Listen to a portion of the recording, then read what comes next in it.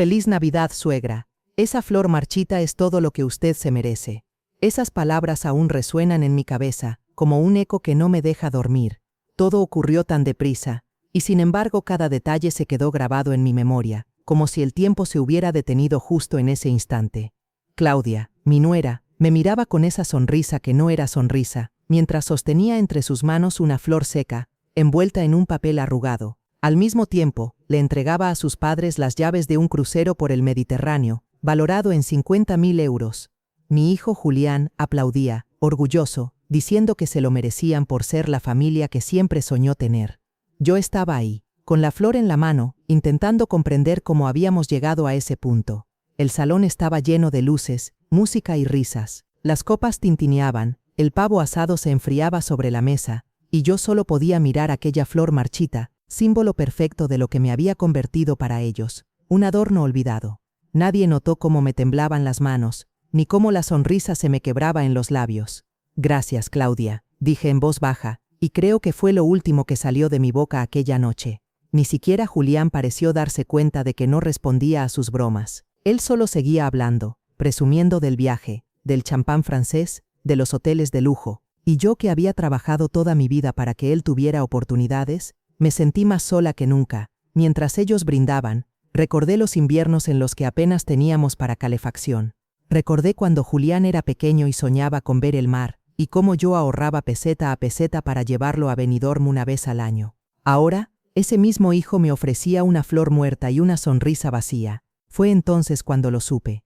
Algo dentro de mí se rompió. Aquella noche, después de que todos se marcharan, me senté frente al árbol de Navidad y miré las luces parpadear sobre los adornos viejos. Pensé en todo lo que había sacrificado, mis ahorros, mis años, mi salud, y comprendí que si me quedaba, terminaría marchitándome igual que esa flor. Esa misma noche hice mi maleta. No lloré, no grité, simplemente guardé lo necesario, un abrigo, una foto de cuando Julián aún me abrazaba sin vergüenza, y una carpeta con documentos que solo yo conocía, los recibos de todas las transferencias que durante años habían mantenido a flote la vida lujosa de mi hijo y su esposa. Sí, todo lo que presumían tener lo había pagado yo, la vieja tonta que ellos veían como un estorbo. Encendí una última vela frente al Belén del salón y susurré: hasta aquí hemos llegado. Antes de salir pasé junto a la habitación de invitados donde dormían Claudia y Julián. Escuché su risa apagada, el sonido de copas chocando, y supe que no me detendría. Cerré la puerta de mi propia casa y bajé las escaleras sin mirar atrás. Afuera, Madrid estaba cubierta por una fina llovizna que olía a invierno. Caminé despacio hacia la estación, con la maleta rodando detrás de mí. Nadie me esperaba, pero por primera vez en muchos años sentí que iba hacia algo mío. El tren hacia Toledo partía a las 11:15. Me senté junto a la ventana, mirando las luces navideñas desvanecerse en la distancia. En el reflejo del cristal vi mi rostro, cansado, sí, pero no derrotado. Por dentro, algo empezaba a despertar, una mezcla de tristeza y una fuerza que creía perdida. Sabía que mi vida cambiaría desde esa noche, y lo que Julián ignoraba era que el verdadero regalo de Navidad aún estaba por abrirse, la verdad. Así que te pido, si estás escuchando esta historia, quédate conmigo hasta el final, porque lo que viene a continuación no es solo el relato de una traición, es la historia de una madre que decidió dejar de ser invisible, una mujer que comprendió que incluso el amor tiene límites, y que cuando te marchas a veces es cuando realmente comienzas a vivir. El tren llegó a Toledo al amanecer.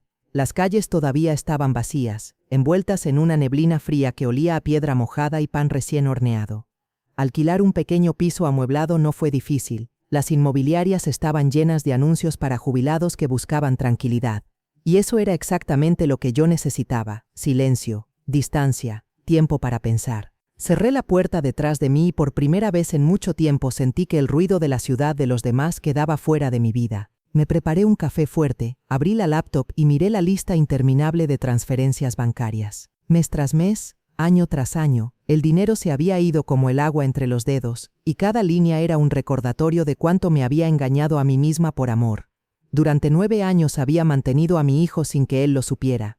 3.000 euros mensuales para pagar la hipoteca, los coches, los caprichos de Claudia. Y lo peor era que yo me sentía orgullosa, pensaba que estaba ayudándolos a construir una familia feliz. Pero al leer aquellas cifras, me di cuenta de que lo único que había construido era mi propia ruina. Abrí otra carpeta, la de los correos que Julián me enviaba cuando necesitaba algo urgente. Mamá, te prometo que este será el último mes, solo hasta que Claudia consiga trabajo. Tú siempre has sido mi ángel, todas mentiras vestidas de cariño. En ese momento comprendí que la flor marchita no era un error, era un mensaje. Mientras revisaba mis cuentas, el teléfono sonó. El número era de Madrid. Lo dejé sonar una vez, dos, tres, hasta que el silencio volvió a llenar la habitación. Pero sonó de nuevo. Contesté. Suegra, soy Claudia. ¿Cómo está? Su tono era empalagoso, casi dulce. Bien, gracias. Solo necesitaba descansar unos días, respondí. Hubo un breve silencio, y después su verdadera voz apareció. Julián se siente fatal por lo de anoche. Fue un malentendido. Y ya que estamos, queríamos preguntarle algo. Estamos pensando en renovar la cocina. Nada exagerado, unos 30.000 euros, algo más moderno, usted entiende. Cerré los ojos. No, Claudia, no pienso ayudar más. Al otro lado de la línea, un resoplido de sorpresa. ¿Perdón? Pensaste mal. A partir de hoy, el dinero que he regalado durante años se quedará conmigo. Hubo unos segundos de silencio antes de que colgara sin despedirse. Me quedé sentada frente a la ventana, mirando cómo el sol se levantaba sobre los tejados antiguos. Sentí miedo, sí, pero también algo parecido a alivio. Era como si me hubiera quitado una cadena del cuello. Por primera vez en mucho tiempo, la culpa no pesaba tanto. Esa tarde caminé por las calles empedradas, respirando el aire frío de diciembre. Compré un pan recién hecho y un ramo de flores amarillas, vivas, radiantes. Las puse sobre la mesa y me prometí que jamás volvería a aceptar una flor muerta de nadie. 3 días después, el cartero dejó un sobre en mi buzón. No tenía remitente. Al abrirlo, vi el logo de un bufete de abogados y una hoja oficial con mi nombre. Solicitud de tutela legal, evaluación médica y recomendación de internamiento en residencia de mayores. Leí la frase 3 veces, sin comprender. Mi hijo figuraba como solicitante. A mi alrededor, el aire pareció desaparecer. Seguí leyendo. La firma del médico familiar, el mismo que me atendía desde hacía 20 años, aparecía al pie del documento. Un escalofrío me recorrió el cuerpo. Me apoyé en la mesa, intentando respirar. Mi propio hijo quería declararme incapaz. Y lo peor, la carta había sido enviada hacía un mes, mucho antes de aquella cena de Navidad. Es decir, todo había estado planeado. Cerré los ojos y dejé que las lágrimas cayeran sin resistencia. Luego las limpié con la manga, respiré hondo y abrí el portátil. Si creían que estaba vencida, se equivocaban. Tenía los documentos, tenía pruebas, tenía memoria. Y aunque el corazón me doliera, sabía que debía prepararme. Algo muy oscuro estaba a punto de salir a la luz, y esta vez no iba a quedarme callada. Esa noche no pegué un ojo. Me quedé sentada en la cama con los papeles sobre el regazo, leyendo una y otra vez aquellas palabras que parecían no tener sentido. Internamiento, deterioro cognitivo, evaluación médica. Cada letra pesaba como una piedra sobre el pecho. Pensé que quizá había algún error, una confusión administrativa, pero el nombre y la firma de mi hijo estaban allí, al final del documento, perfectamente claras. Julián Rivera, mi propio hijo. La madrugada fue un desfile de recuerdos mezclados con pensamientos amargos. Recordé el primer día que lo llevé al colegio, con su mochila azul y su sonrisa nerviosa. Recordé cuando me prometió que siempre cuidaría de mí. Y ahora era él quien buscaba encerrarme, como si fuera una carga. A las 7 de la mañana me levanté, hice café sin probarlo y me obligué a respirar hondo. No podía quedarme llorando. Tenía que entender hasta dónde llegaba todo esto. Encendí el ordenador. Revisé los correos, los archivos compartidos, los mensajes antiguos. Cuanto más buscaba, más clara se volvía la verdad. En una carpeta olvidada encontré un intercambio de mensajes entre Julián y Claudia. Cuando mamá firme los papeles, tendremos acceso completo a sus cuentas. Perfecto, amor. Con eso podemos liquidar la hipoteca y comprar el ático. Tranquila, ella no sospecha nada, cree que la ayudamos. Me quedé mirando la pantalla con las manos temblorosas. No lloré. Sentí una frialdad extraña, como si el cuerpo se me hubiera vuelto de piedra. Imprimí todo, cada mensaje, cada comprobante, cada transferencia. Llené una carpeta gruesa con pruebas. Y entonces hice una llamada. A la única persona en quien todavía confiaba. Lucía, soy yo. Necesito verte. Es urgente. Lucía había sido mi amiga durante más de 40 años. Abogada antes de jubilarse, una mujer directa, sin miedo a decir la verdad. Ven esta misma tarde, me dijo sin dudar. A las 2 tomé un autobús hacia Ávila. El camino era largo, y el paisaje invernal pasaba frente a la ventana como si me observara en silencio. Al llegar, Lucía me recibió con un abrazo fuerte. Su casa olía a madera y manzanilla.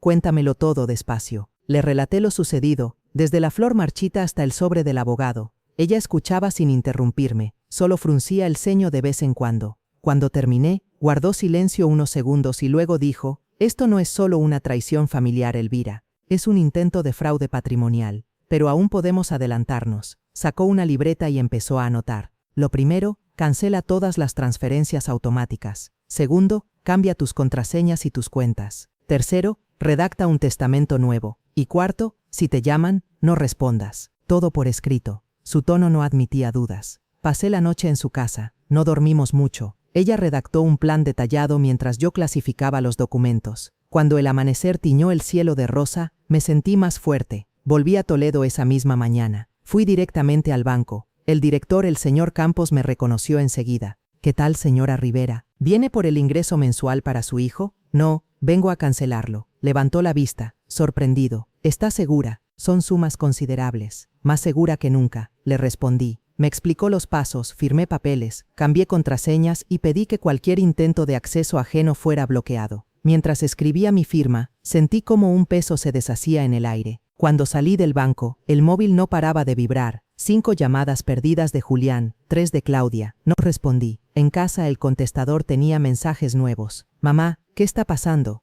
El banco no nos deja mover el dinero. Mamá, esto tiene que ser un error, ¿verdad? Por favor, contéstame. Estoy preocupado por ti». La hipocresía en su voz me resultó insoportable. Los borré sin escucharlos completos. A las 6 de la tarde, el timbre sonó. Un mensajero me entregó un sobre con membrete elegante. Lo abrí sin pensar. Dentro había una carta de Claudia. «Querida suegra», empezaba. «Lamento que haya malinterpretado las intenciones de Julián. Lo de la residencia es solo una medida preventiva, para protegerla si algún día empeora. Él solo quiere su bienestar. Le ruego que firme los documentos para evitar más confusiones». Tuve que leerla 2 veces. Aquella mujer me hablaba como si fuera una niña despistada. Me hervía la sangre. Me senté en el sofá y reí. Reí con una amargura tan profunda que me dolió el pecho. Habían planeado mi desaparición legal y lo llamaban prevención. Me levanté, encendí una vela y miré la flor amarilla que aún conservaba sobre la mesa. «No más», susurré. Esa misma noche escribí una carta a la nueva abogada que Lucía me había recomendado en Madrid, la licenciada Mariela Ortiz.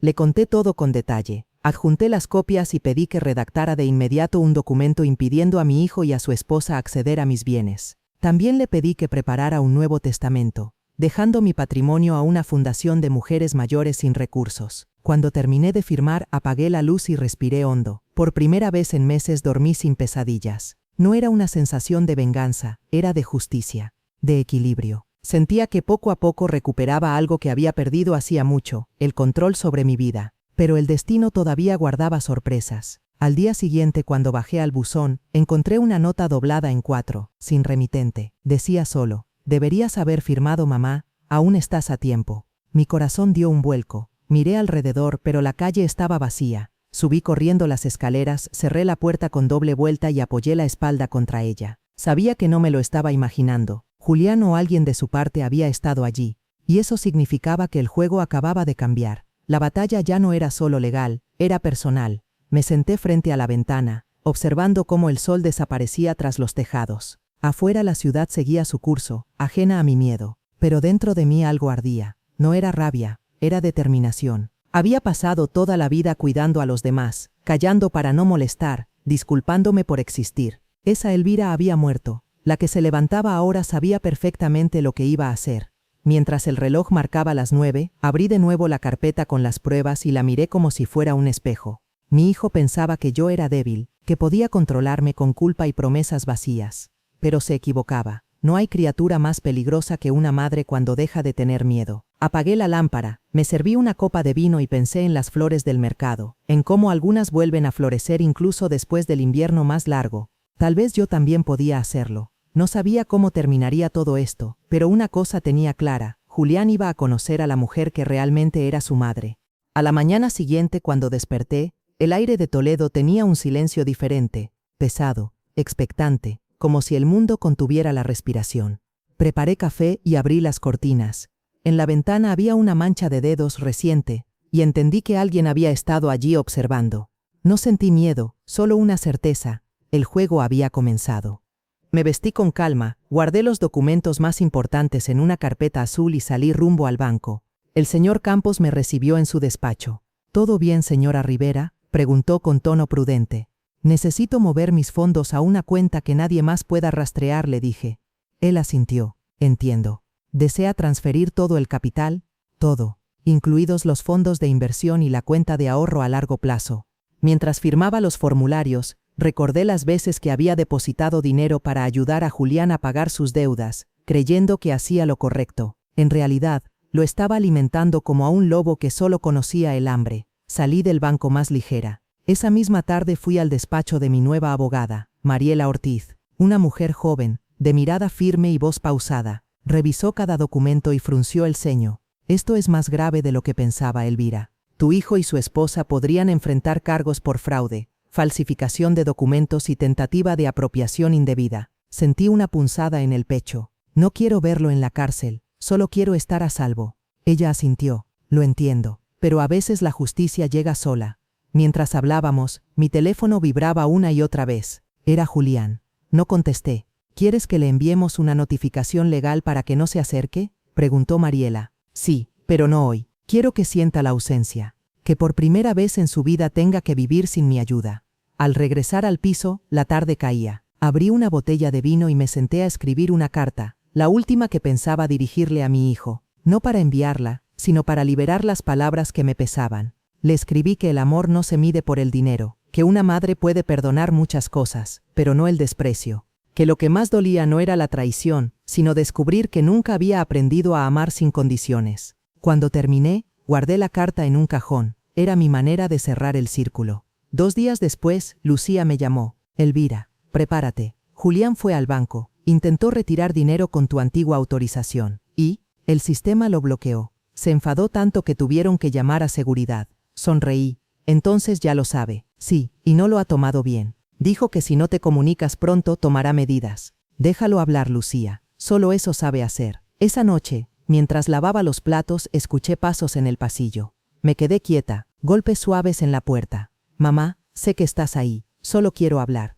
Su voz era inconfundible. No contesté. Esto es ridículo, insistió. Solo quiero entender por qué haces esto. Permanecí inmóvil, mirando el pomo de la puerta temblar. Si no abres, voy a tener que hacer algo drástico. Esa frase me heló la sangre. Llamé a la policía. 20 minutos después, un agente tocó la puerta. Señora Rivera, su hijo dice que está preocupadísimo por usted. No, oficial. Lo que está es molesto porque corté el dinero. Le mostré los documentos, el intento de internamiento. El agente me miró con respeto. ¿Desea que le pida que se retire? Por favor. Desde la ventana vi cómo el policía hablaba con él. Julián gesticulaba como un niño caprichoso. Finalmente, se fue dando un portazo y chirriando las ruedas del coche. Después de eso el silencio volvió. Un silencio pesado pero liberador. Al día siguiente, puse el piso en venta. No quería quedarme donde las paredes me recordaban su sombra. Contacté a una inmobiliaria y en menos de una semana tuve comprador. Me mudé a un pequeño apartamento frente al mar, en Gandía, un lugar tranquilo donde nadie me conocía. Allí el viento huele a sal y las olas parecen contar historias de mujeres que sobrevivieron a su propio pasado. Pasaron varias semanas sin noticias de Julián,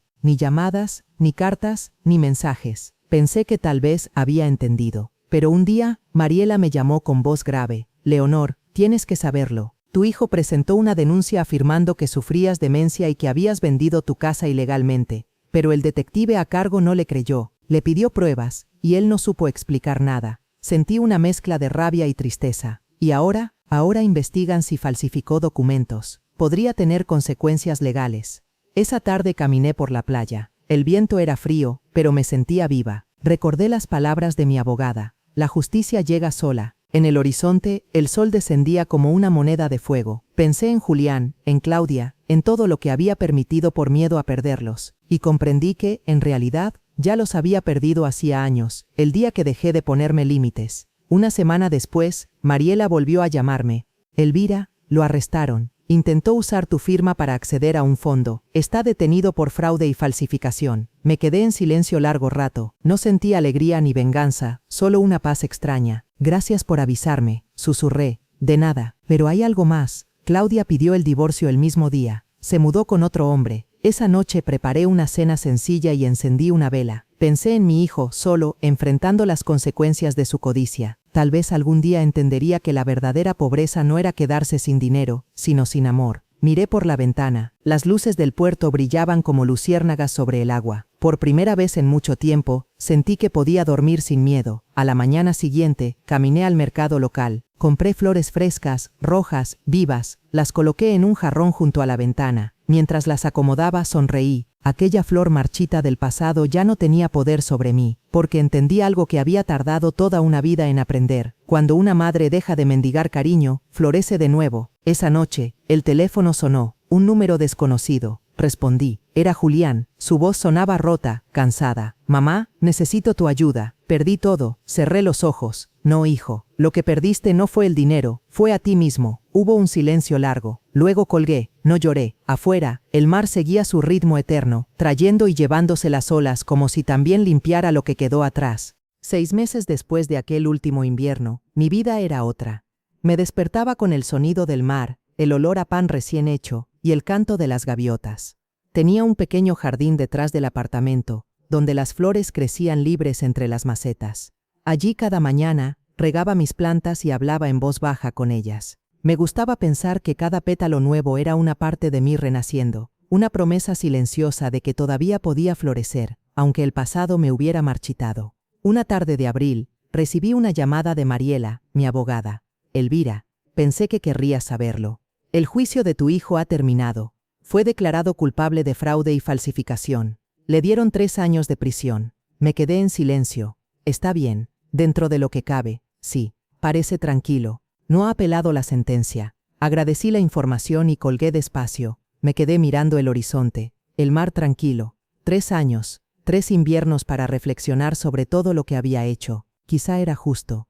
Los días pasaron con calma. En el pueblo, todos me conocían ya. La señora Elvira, la madrileña de las flores. Iba al mercado cada sábado. Charlaba con las vendedoras. Leía libros en el banco frente al mar. Una vida sencilla, pero llena de sentido. Una mañana, una mujer del barrio me invitó a unirme a un grupo de jardinería comunitaria. Nos reunimos los miércoles en el parque. Plantamos, compartimos historias y reímos mucho. Acepté sin dudar. Y allí, rodeada de tierra y risas, descubrí que aún sabía reír de verdad. Pasaron 3 meses más antes de que recibiera la carta. Llegó con el sello de la Institución Correccional del Estado. El remitente, Julián Rivera. Me quedé mirando el sobre largo rato. Dudé si abrirlo. Parte de mí quería tirarlo al fuego y seguir adelante. Pero al final, lo abrí. Querida mamá, sé que probablemente no quieres saber de mí, y lo entiendo. Pero necesito decirte algunas cosas. He tenido mucho tiempo para pensar aquí dentro. He recordado cada cosa que hiciste por mí, cada sacrificio, cada consejo que ignoré. Creí que el dinero lo era todo. Y cuando el dinero se acabó, me quedé vacío. Claudia se fue. Mis amigos desaparecieron, y por primera vez me vi reflejado en el espejo, un hombre sin alma. No sé si podrás perdonarme algún día, pero quiero intentarlo. Cuando salga, prometo devolverte al menos una parte de la paz que te quité. Te quiero, mamá. Leí la carta 2 veces. Luego la doblé con cuidado y la guardé en el cajón de la mesita, junto a la carta que yo le había escrito meses atrás y nunca envié. No lloré, pero sentí un nudo en el pecho. No sabía si alguna vez podría perdonarlo, pero por primera vez en mucho tiempo, esas palabras no sonaban vacías. Quizá había aprendido, quizá no. No era mi tarea decidirlo. Esa noche, me serví una copa de vino y salí al pequeño patio. El cielo estaba limpio, lleno de estrellas. Pensé en todas las mujeres que, como yo, habían vivido años intentando merecer un amor que ya estaba perdido. Pensé en las que aún callaban, en las que aún se culpaban, y sentí ganas de hablarles, aunque no pudieran oírme. No esperéis a que os pidan perdón, no os quedéis donde solo florecen las espinas. Nadie merece marchitarse por amor. El viento soplaba suave y trajo consigo el olor a jazmín. En ese instante entendí que mi historia ya no me dolía, me pertenecía, como un tatuaje que deja de arder con el tiempo. Entré en casa, apagué las luces y miré mi reflejo en el cristal de la ventana. Ya no veía a una mujer derrotada, sino a alguien que había sobrevivido a sí misma. Unos días después, fui al mercado y compré un ramo grande de flores frescas, rosas amarillas, lirios y una sola flor marchita en el centro. La puse a propósito. Cuando la vendedora me miró extrañada, le sonreí. A veces hay que recordar de dónde venimos para saber hacia dónde vamos. Ella asintió sin entender del todo. Caminé hasta casa con el ramo en brazos, el sol en la espalda y una paz profunda en el pecho. Aquella noche, escribí las últimas líneas de mi diario. Durante años pensé que amar significaba darlo todo, incluso lo que no me pedían. Hoy entiendo que el amor también es saber detenerse. Aprendí que la dignidad no se pierde por decir basta, que la soledad no es castigo, sino refugio, y que una flor marchita no es el final de la belleza, sino el principio de la libertad. Apagué la lámpara, respiré hondo y dejé que el sonido del mar me arrullara. Mañana volvería al jardín, volvería a regar mis flores, tal vez escribiría una carta más, no para Julián, sino para mí misma, para agradecerme no haber renunciado, porque a los 68 años descubrí algo que nadie me había enseñado, que la libertad cuando llega tarde es aún más dulce. El tiempo siguió su curso. Recibí un par de cartas más de Julián desde la prisión. En una de ellas me contaba que trabajaba en el taller del penal, reparando muebles, que había empezado a leer, que soñaba con abrir una tienda cuando saliera. No respondí, pero en silencio le deseé suerte, porque ya no sentía rencor, solo distancia. Una tarde, mientras colocaba mis macetas al sol, pensé que si la vida me diera otra oportunidad, haría casi todo igual, excepto una cosa: no habría callado tanto, porque el silencio cuando se acumula, termina por asfixiar el alma. Y ahora, si tú estás escuchando mi historia, quiero dejarte una reflexión: no permitas que nadie te convenza de que el amor significa sacrificarse hasta desaparecer. El verdadero amor no te exige renunciar a ti misma, ni te hace sentir menos. Si alguna vez te encuentras frente a alguien que te da una flor marchita y te hace creer que eso es todo lo que mereces, levántate, abre la puerta y busca tu propio jardín, porque la vida no termina cuando te marchas. A veces, justo ahí, es cuando comienza de verdad. ¿Y tú? ¿Qué habrías hecho en mi lugar? Cuéntamelo en los comentarios. Leeré cada historia con el corazón abierto. Y si te ha conmovido mi relato, suscríbete a Historia Diaria, Relatos de Reddit, para no perderte las próximas historias de mujeres que, como yo, decidieron florecer después del invierno.